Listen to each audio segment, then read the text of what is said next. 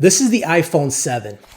If God himself made a phone, it will be the iPhone 7, is what Apple would tell us.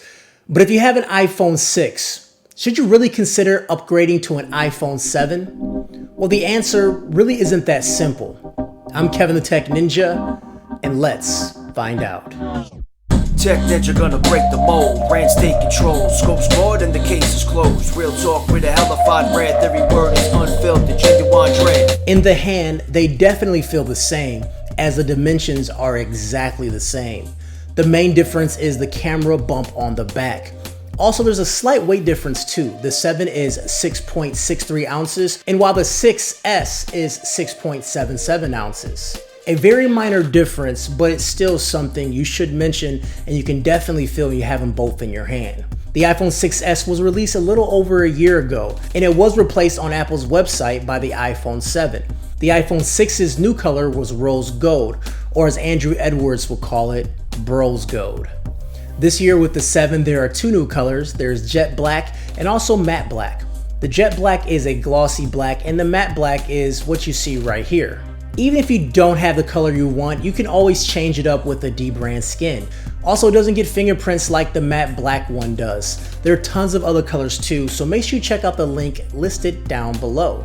As far as looks, the iPhone took on a very similar design, but also there were some much needed improvements. The iPhone 7 button is not really a button anymore, but it's more of a tactile pad, and when you click it in, you get sort of this fake click. It's a motor that was installed into the phone, and this motor acts like a click, and I actually dig it.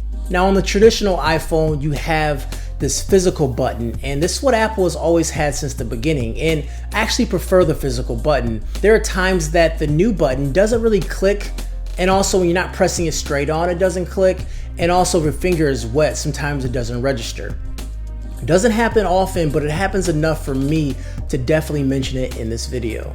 Now this is the only beginning of this click mechanism, as other things you do on your phone can produce this same click. Some games already have it built in, but beyond that, there's things like pulling down a notification shade or scrolling through the little rolling numbers when you're setting alarms and things like that. Now it is a nice feature, and it does just add a bit of coolness to your experience, but it's nothing that is game changing.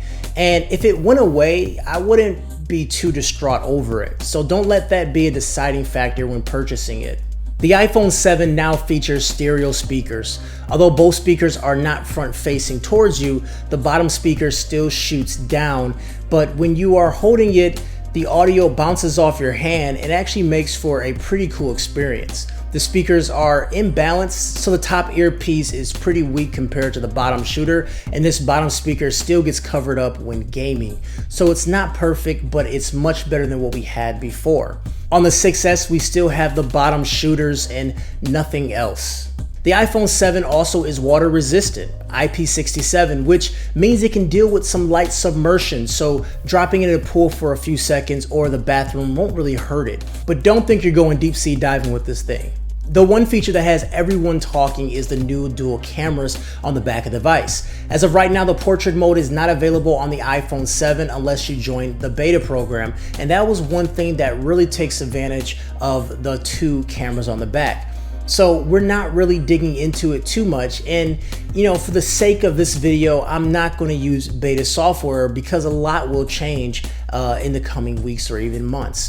However, some of the examples I have seen online were pretty solid, but nothing that seemed out of the ordinary. But I'm not sure if it's a placebo effect yet, or if these images are actually that much better. Sure, they look great, but is it really worth a whole different mode? But here are some samples that I took from both cameras with the 6S Plus and also 7. I'm not going to tell you which camera is taking which, just because both images look nearly identical, and I want to see if you can tell me which one is which. And it was funny when editing this video, I had a hard time figuring out which camera took which picture. I had to actually look at the metadata to figure it out sometimes. Now, no matter what Apple is telling you, testing the camera in many examples and taking over 24 photos with both cameras back to back, the cameras perform nearly the same. The 7 does give you that 2x zoom, which uses the second lens to zoom into the image, and that works as described, and it's the real deal. You do need to have a steady hand while holding it because it doesn't have optic image stabilization on the second lens, but it sure does come in handy in a pinch. Now, I'm not saying the camera is bad. No, it's great.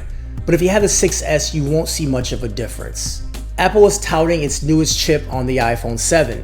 Day-to-day performance is nearly identical. Although the 7 does open things a bit quicker, you can only see this when devices are side by side. Gaming on both devices run fantastic, and I don't think many apps are tapping into the new hardware just yet. So soon there should be some newer games that would tap into this beefy hardware, but otherwise the experience is the same in day-to-day activity. So this leads to this. If you own a 6S, should you upgrade? Right now, the iPhone 7 is a phone that is based on a lot of things that are not available yet.